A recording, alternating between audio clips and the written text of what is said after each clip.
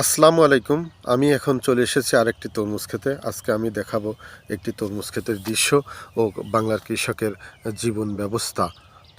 যদি দেখাই, আপনারা দেখেন যে চতুর্দিকে একটি ক্ষেত, তরমুজ ক্ষেত। এই তরমুজ ক্ষেতের চতুর্দিক আমি আপনাদেরকে ঘুরিয়ে দেখাবো যে তরমুজ ক্ষেতে তরমুজটি ধরা পেতেছে এবং অনেক তরমুজই খাবার মতো হয়েছে। আর কিছুদিনের মধ্যেই তারা বিক্রয় করবে।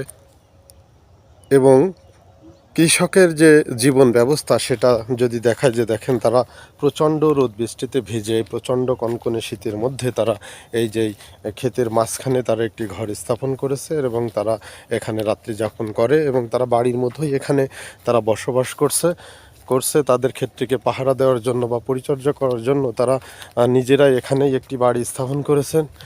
সাময়িকভাবে তারা ক্ষেতটি বিক্রয়ের পরে তারা এখান থেকে আবার তাদের স্বস্থানে ফিরে যাবে। সকলকে ধন্যবাদ।